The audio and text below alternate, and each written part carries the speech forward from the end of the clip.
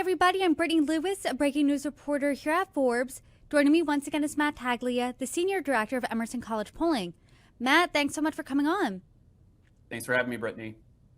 This is an extension of a conversation we had in December about the California gubernatorial race. That was when the entrances of billionaire Tom Steyer and Congressman Eric Swalwell were newer. Now they're more baked in. So to start off the conversation, what is the state of the race as we sit here at the end of February?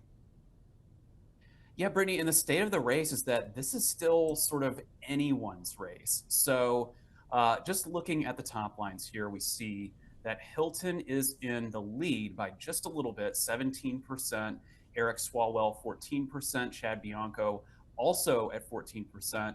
And then we go a little bit further down and we see Katie Porter is now at 10%, Tom Steyer at 9%, and then all others are below that with 21% undecided. So that's still quite a large number who are undecided, and the field is really, really spread out.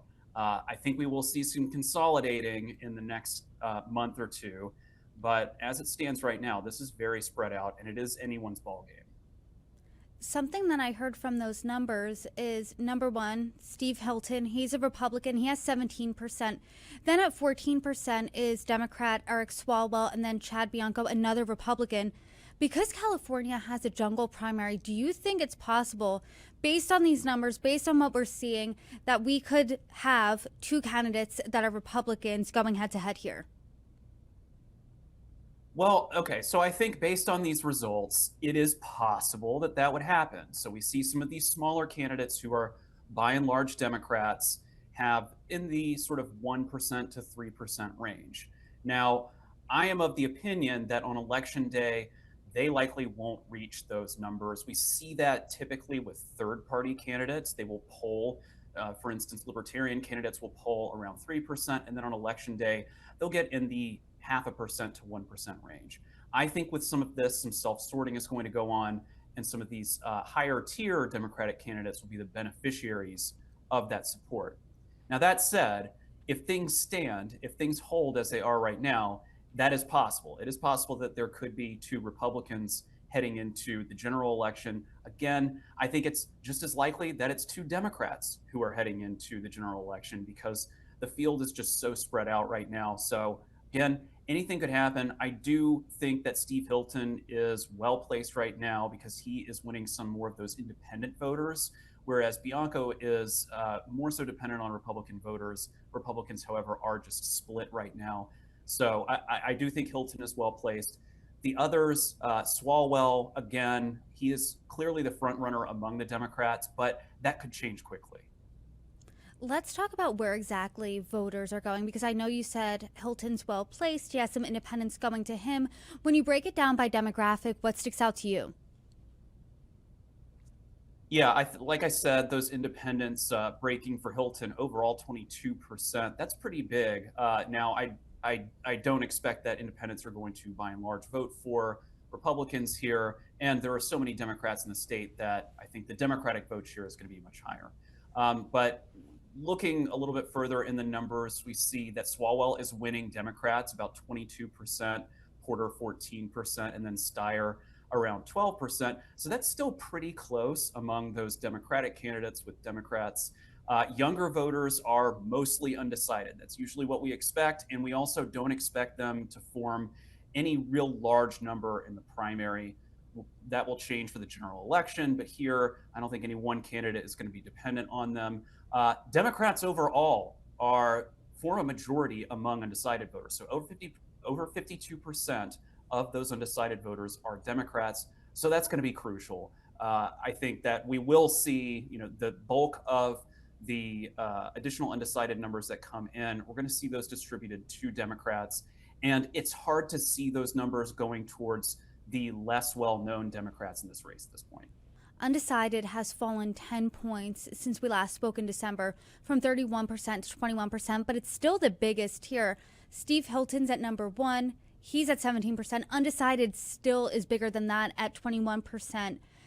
How big do you think the undecided factor is going to be here? What does all of this indicate to you? Yeah, and so we've seen some of these undecided numbers drop, but they're going to not necessarily the top candidates. We did see that Hilton has benefited from those undecided numbers, but we've also seen candidates like Tom Steyer.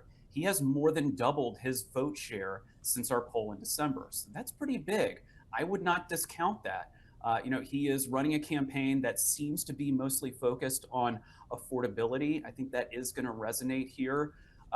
So I think we're seeing that not necessarily the top tier candidates are going to benefit from these undecided voters, but I think it is going to be among those top four. But Representative Swalwell, on the other hand, has not seen as much of a gain, about 2 points up since December. So that might indicate a little bit of stalling. I think that he probably has a little ways to go. Again, he is the front runner among Democrats, but I would want to see that number higher if I were him. I want to talk about any question marks that are in this race because you and I talked about that in recent months. Is so and so going to jump in, jump out? What does that look like? It seems like right now, though, one of the bigger question marks is still whether or not Katie Porter could rehabilitate her image after a few unflattering viral moments last year. In October, she had this viral moment in an interview. She threatened to walk off. Then another video surfaced in 2021. She was yelling at a staffer. Politico reported that. So based on what we're seeing right now, what do you think? Do you think that she still has a shot here to rehab her image?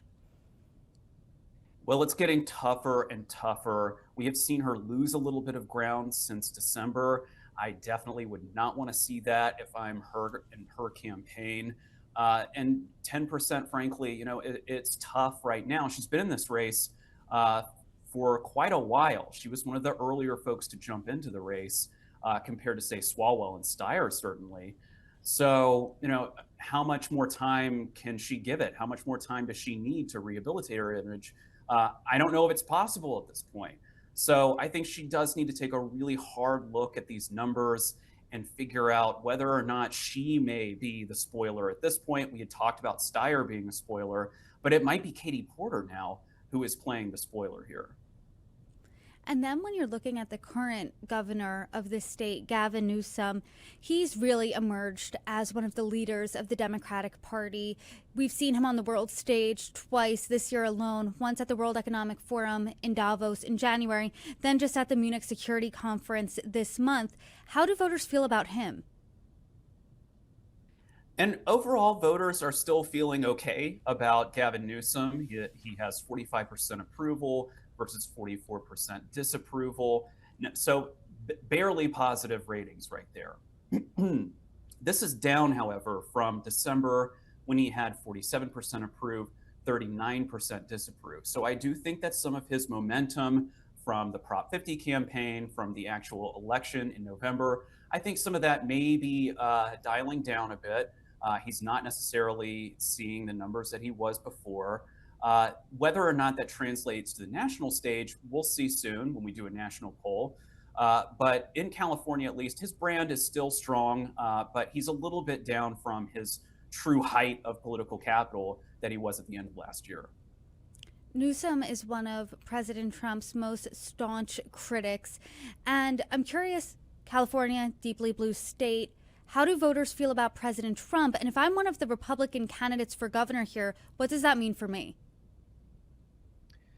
Yeah, Brittany. And as you might expect, in California, President Trump is not popular. He's got a 32% approval, 62% disapprove of his job performance. So that's pretty poor. It's even poor for Trump. He lost the state by about 20 points in 2024. So we can see that 30-point difference, that's tough.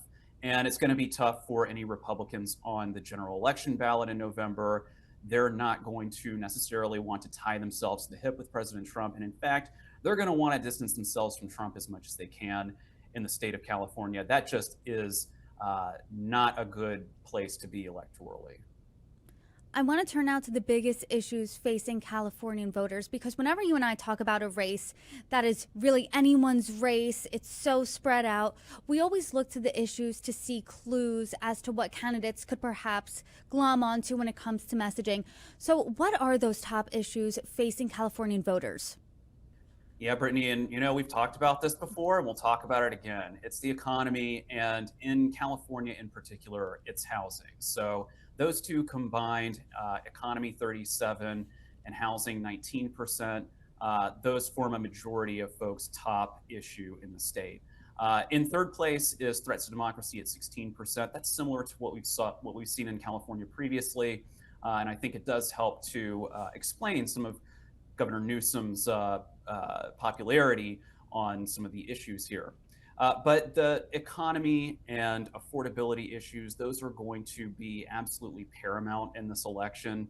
Like I said, some of the campaigns are focusing more so now on affordability than they were in, say, 2024 when we started talking about it, but a lot of the campaigns just weren't really paying attention.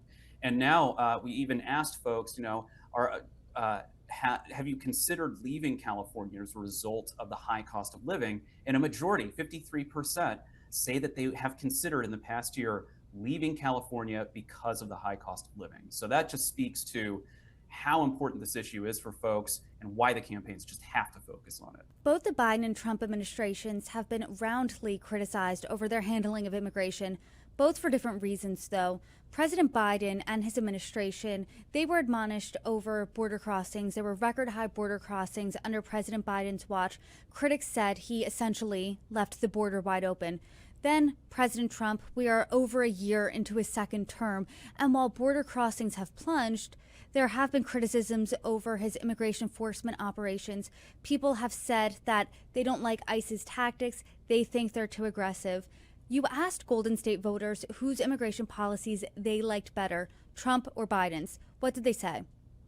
Yeah, this was kind of interesting, Brittany. And I think it speaks to some of the weaknesses in the Democratic Party's platform right now because 41% say that they prefer the Biden administration's policies versus 38% who say they prefer Trump's policies, and then 21% who say neither. So in a state where Donald Trump lost the election in 2024 by 20 points and now has a minus 30 net approval, voters are just barely split between preferring Trump's immigration policies versus the Biden administration's policies. So I think that really, really should be alarm bells for the Democratic Party, especially in California, on issues of immigration and how folks feel.